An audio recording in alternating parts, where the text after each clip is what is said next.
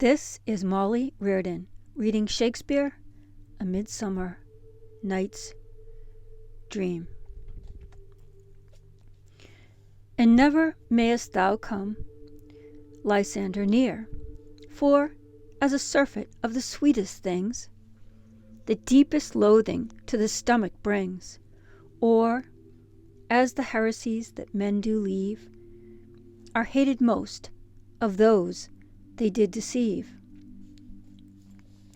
So thou, my surfeit and my heresy, of all be hated, but the most of me. And all my powers address your love and might, to honor Helen, and to be her knight. Hermia, awaking. Help me, Lysander, help me, do thy best, to pluck this crawling serpent from my breast. Ay me, for pity, what a dream was here! Lysander, look how I do quake with fear. Methought a serpent eat my heart away, and you sat smiling at his cruel prey. Lysander, what? Removed? Lysander, lord, what, out of hearing, gone, no sound, no word? Alack! Where are you? Speak, and if you hear, speak. Of all loves I swoon almost with fear. No? Then I well perceive you are not nigh. Either death or you I'll find immediately. Act 3, Scene 1. The wood. Titania lying asleep. Enter Quince, snug, bottom, flute, snout, and starveling, bottom. Are we all met? Quince. Pat, and here's a marvelous convenient place for our rehearsal. This green plot shall be our stage, this hawthorn brake our tiring house, and we will do it in action, as we will do it before the Duke. Bottom. Peter Quince? Quince. What sayest thou, bully Bottom? Bottom. There are things in this comedy of Pyramus and Thisbe that will never please. First, Pyramus must draw a sword to kill himself, which the ladies cannot abide. How answer you that? Snout. By'r Lachin, a parlous fear, starveling. I believe we must leave the killing out when all is done.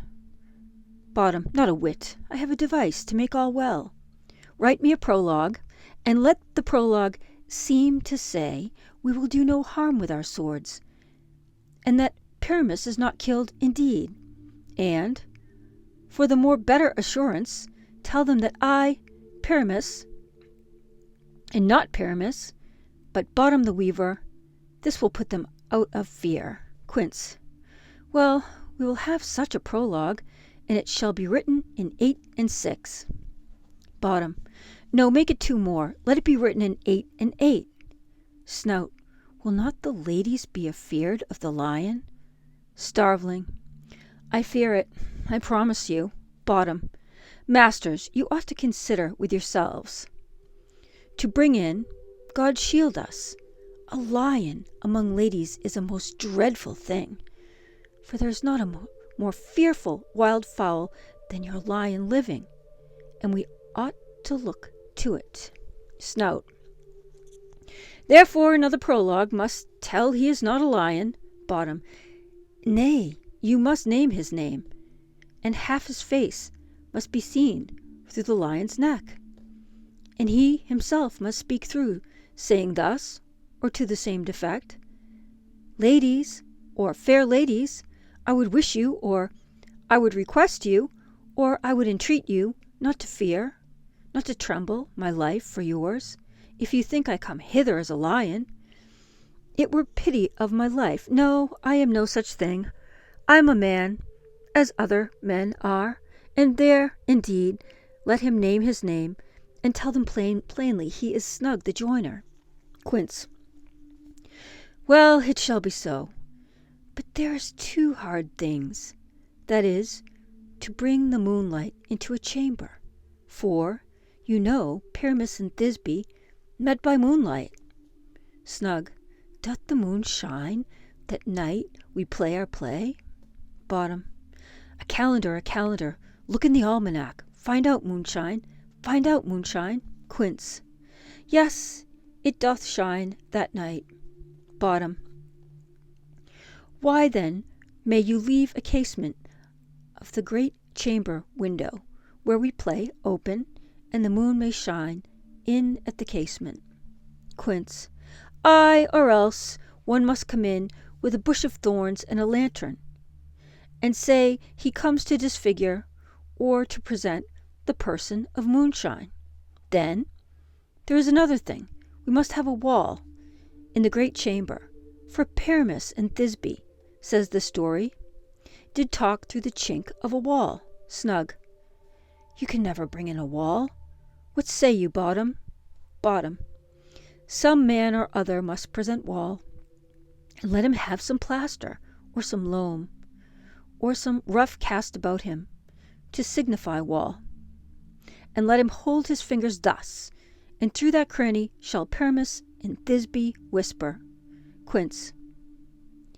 If that may be, then all is well. Come, sit down, every mother's son, and rehearse your parts. Pyramus, you begin.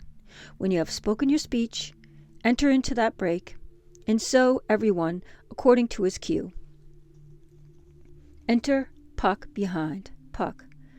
What hempen homespuns have we swaggering so near the cradle of the fairy queen?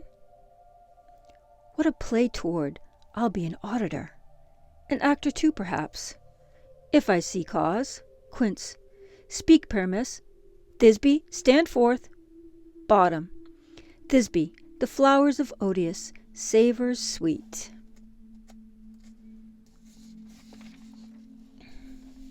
Quince. Odors. Bottom. Odors, savours sweet. So hath thy breath, my dearest Thisbe dear. But hark! A voice. Stay thou but here a while, and by I will to thee appear. Puck. A stranger Pyramus than e'er played here. Flute. Must I speak now? Quince. Ay, marry, must you, for you must understand. He goes but to see a noise that he heard, and is to come again. Flute. Most radiant Pyramus, most lily white of hue, of colour like the red rose on triumphant briar, most brisky juvenile, and eke most lovely Jew, as true as the truest horse, that you would never tire. I'll meet thee, Pyramus, at Ninny's tomb. Quince. Ninny's tomb, man. Why, you must not speak that yet, that you answer to Pyramus. You speak all your part at once, cues and all. Pyramus, enter. Your cue is past. It is never tire. Flute. Oh, as truest horse, that yet would never tire. Enter Puck and Bottom with an ass head. Bottom. If I were fair, Thisbe, I were only thine. Quince. Oh, monstrous, oh, strange, we are haunted. Pray, masters, fly, masters, help.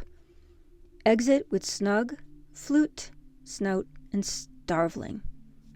Puck. I'll follow you. I'll lead you about around, through bog, through bush, through brake, through briar.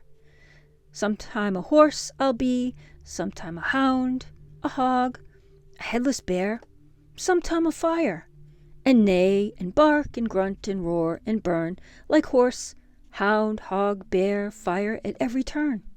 Bottom. Why do they run away? This is a knavery of them to make me afeard. Enter Snout. Snout. Oh, Bottom, thou art changed. What do I see on thee? Bottom. What do you see? You see an ass head of your own, do you? Enter Quince. Quince.